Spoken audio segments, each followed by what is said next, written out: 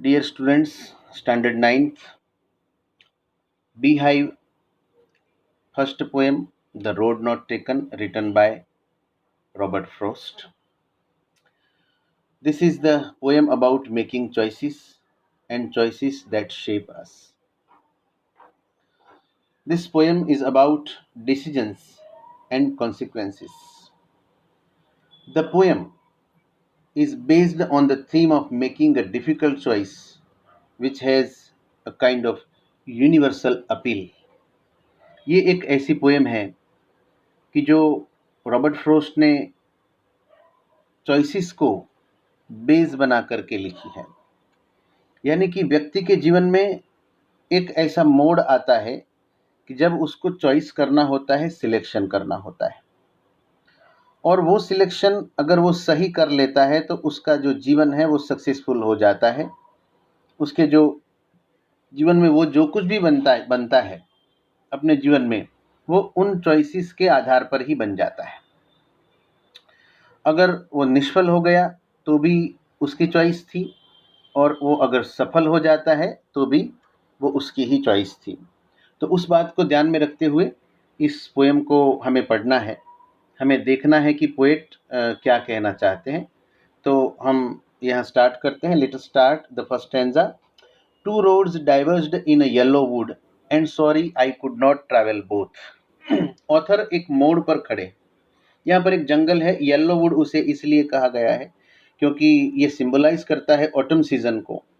Autumn season में क्या होता है कि जो ये पतझड़ का सीजन है, जब पत्ते पीले पड़ जाते हैं, पक जाते हैं और धीरे धीरे गिरने लगते हैं, गिर जाते हैं। तो ऐसे एक जंगल के एक छोर पर वो खड़े हैं और वहाँ से दो रोड गुजर रहे हैं, दो रोड्स जंगल की ओर जा रहे हैं, और वो सॉरी है उस बात पर कि वो दोनों रोड्स को ट्रेवल एक साथ नहीं कर पाएंगे। And be one traveller long I stood and looked down one as far as I could to where it bent in the undergrowth। काफी लंबे समय तक वो वहां पर खड़े हैं और वो सोच रहे हैं। तो जब एक रोड को वो देखते हैं दूर दूर तक, तो अंडरग्रोथ का मतलब है यहाँ पर एक डेंस ग्रोथ है ऑफ प्लांट्स एंड बशेस, यानी कि काफी पेड़ पौधे पत्ते वहां पर उगे हुए हैं और उनको वो दूर दूर तक देख रहे हैं।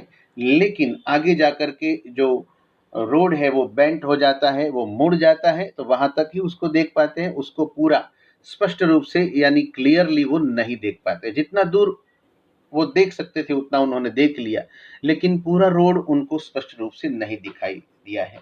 तो हमारे जीवन में भी ऐसा ही होता है कि हम जो भी डिसीजन लेने जाते हैं, जो भी सिलेक्शन हम करने जाते हैं, तो उस समय उसके आगे परिणाम क्या होंगे, what will be the consequences of our decision, वो हमें पता नहीं होता है। और इसीलिए हम कंफ्यूज हो जाते हैं। अ काइंड ऑफ डायलेमा जो हमारे दिमाग में आ जाता है, एक कंफ्यूजन हमारे दिमाग में आ जाता है। Then took the other just as fair and having perhaps the better claim because it was grassy and wanted wear, though as for that the passing there had warned them really about the same।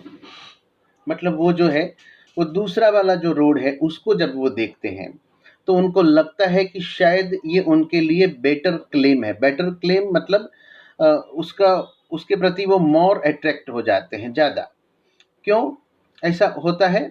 Because it was grassy and wanted wear. वो grassy तो है, उसमें उसके ऊपर घास है, उसके ऊपर पेड़ है, पौधे हैं, लेकिन वांटेड वियर का मतलब है यहाँ पर हैड नॉट बीन यूज्ड, यानी कि अनट्रोडन, मतलब ज़्यादा यूज इस रोड का, जो दूसरा वाला रोड है उसका यूज ज़्यादा नहीं हुआ है। Though as for that the passing there had worn them really about the same. लेकिन वो जो पासिंग देयर मतलब जो पासर बाय होते हैं, जो वहाँ से रोड का जो यूज़ करने वाले लोग हैं, वो सिंबलाइज करता है ये जो फ्रेज है वो। तो यहाँ पर वो कह रहे हैं कि ये जो grassy and wanted wear road है कि जिसका यूज़ उतना ज़्यादा नहीं हुआ है, तो शायद उनको लगता है कि वो उस रोड को लेंगे। और दोनों जो रोड है वैसे तो सेम ही दिखते हैं उनको, क्योंकि दोनों के ऊपर घास उगी हुई है, दोनों के ऊपर पेड़ और पौधे हैं, लेकिन वो एक कन्फ्यूजन स्टेट में है, एक डायलेमा स्टेट में, उनके दिमाग में एक चॉइस के बारे में, क्योंकि दो चॉइसेस उनके सामने है। अब कौन सी चॉइस जो है वो उसको वो ले, उसको पता नहीं है, उस बात का वो डिसीजन नहीं ले पा रहे हैं, निर्णय नहीं कर पा रहे हैं।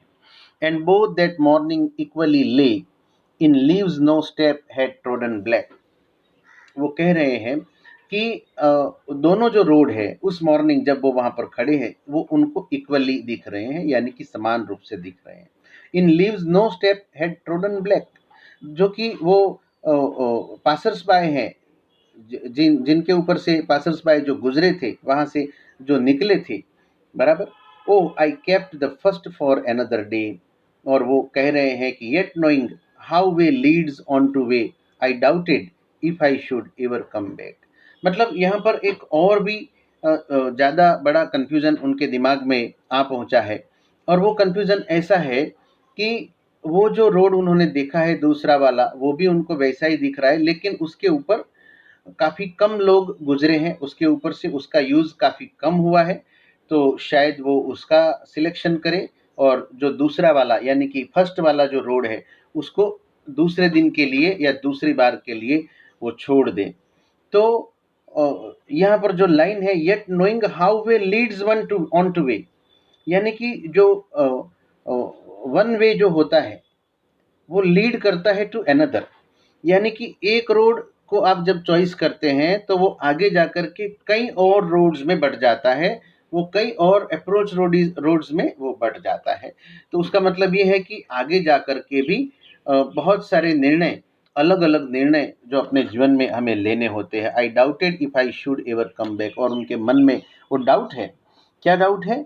कि वो आगे जाकर के ऐसी गुत्थियों में उलझ जाने वाले हैं कि शायद वो वापस नहीं आ पाएंगे। और दूसरा वाला जो रोड उन्होंने अभी सोचा था कि मैं शायद किसी और दिन उस रोड के का यूज़ करूँगा, और या तो उस रोड पर मैं जाऊँगा, उस चॉइस पर जाऊँगा, तो वो उनको पॉसिबल यहाँ नहीं दिख रहा है। तो ये एक विचार उनके मन में अभी चल रहा है। I shall be telling this with a sigh, somewhere ages and ages hence, two roads diverged in a wood, and I took the one less traveled by, and that has made all the differences. लेकिन वो ये भी सोच रहे हैं कि भविष्य में मैं मेरी आने वाली पीढ़ियों को क्या बताऊंगा। विथ अ साई, यानी कि एक सॉरोफुल, एक सैड, लेकिन यहाँ पर शायद सॉरोफुल या तो शायद ज़्यादा, उतना ज़्यादा सैड नहीं, लेकिन आहे भरते हुए शायद वो बताएंगे आने वाली पीढ़ियों को। Somewhere ages and ages hence, आगे क्या बताएंगे? Two roads diverged in a wood, दो रोड जा रहे थे, सेपरेटेड, डाइवर्ज जो पोजीशन में थे, अलग अलग दिशाओं में वो जा रहे थे। And I took the one less travelled by, और मैंने जो रोड चुना था वो रोड ऐसा था कि जो लेस ट्रेवल्ड था, यानी कि जिसका उपयोग बहुत कम लोगों ने किया था। And that has made all the difference, और आज मैं जो भी हूँ, जिस सिचुएशन में हूँ, वो सारा जो परिणाम जो आज मुझे प्राप्त हुआ है वो शायद उसी मेरी चॉइस की वजह से मुझे परिणाम प्राप्त हुआ है, चाहे मैं सक्सेस हूँ चाहे मैं सक्सेस नहीं हूँ। तो यहाँ पर ये एक डायलेमा या तो एक स्वभाव ऑथर का ये भी इसमें हमें दिखता है कि वो एडवेंचरस स्वभाव है उनका, कि जो जिस पथ पर लोग ज़्यादा चलते हैं वहाँ तो सब चलते हैं, लेकिन जिस पथ पर कोई नहीं जाता है वहाँ अगर कोई जाए तो शायद वो एक नया इतिहास रच सकता है। तो इस पोएम के ऊपर से हमें ये सीखना है, हमें ये देखना है कि जो रोड है, यानी कि जो रोड हमें, हमारे सामने जो रोड मतलब चॉइस, हमारे सामने जो चॉइसेस यहाँ पर हमें मिली है, तो हम ऐसी चॉइस का यूज़ करें, या तो ऐसी चॉइस को हम ले, ऐसी हम चुनौती भरी जो चॉइस है उसको ले, ताकि हम जीवन में आगे जाकर के कुछ नया, कुछ एडवेंचरस या तो कुछ नए परिणाम प्राप्त कर सके। एक ऐसा एडवेंचरस विचार आना, वो एक एडवेंचरस यानी कि जो साहसी व्यक्ति होता है उसके दिमाग में होता है। तो यहाँ तात्पर्य कहने का सिर्फ इतना है कि जो लोग ट्रेडिशनल वे पर चलते रहते हैं, जो लोग एक ही सेम वे पर चलते रहते हैं, शायद वो जीवन में कुछ नया नहीं कर पाते हैं।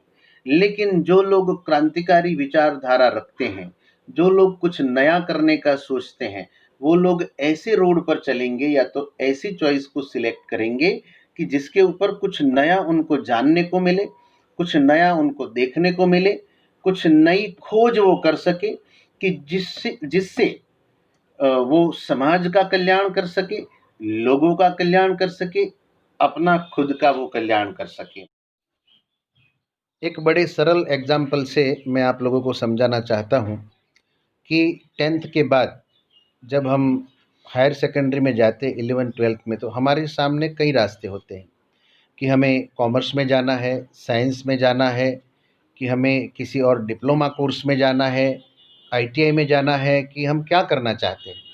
तो इतने सारे रास्ते जब हमारे सामने आकर के खड़े हो जाते हैं, तो हम चुनते हैं हमारी क्षमता के अनुसार, हमारी एबिलिटी के अनुसार, उसमें से हम चुनते हैं कि हमें कौन सा रास्ता लेना चाहिए। साइंस में हमें जाना चाहिए, हमें कॉमर्स में जाना चाहिए, या हमें आर्ट्स में जाना चाहिए, या हमें डिप्लोमा में जाना चाहिए, या किसी और डिग्री में हमें जाना चाहिए।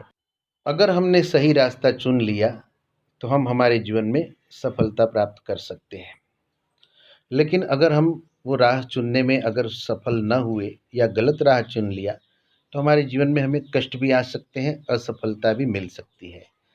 लेकिन हम ये भी सोचते हैं कि जहाँ सब बहुत ज़्यादा लोग जाते हैं, तो उसका मतलब ये है कि वो बहुत ईज़ी रास्ता है। लेकिन थोड़ा कठिन रास्ता अगर हम चुनेंगे हमारी क्षमता के अनुसार, तो उसके फल भी जो है वो हमें काफ़ी अच्छे और मीठे मिलते हैं। तो ये एक चीज़ है जो इस पोएम के ऊपर से हमें समझनी चाहिए, हमें उसके ऊपर गौर करना चाहिए। आशा करता हूँ कि आप लोगों को ये वीडियो, ये जो पोएम है, ये समझ में अच्छी तरह से आया होगा। इस चैनल को सब्सक्राइब करना मत भूलना, और कोई भी क्वेरी हो तो आप कमेंट बॉक्स में लिख देना, उसका जवाब मैं आपको ज़रूर दूँगा। Thank you very much.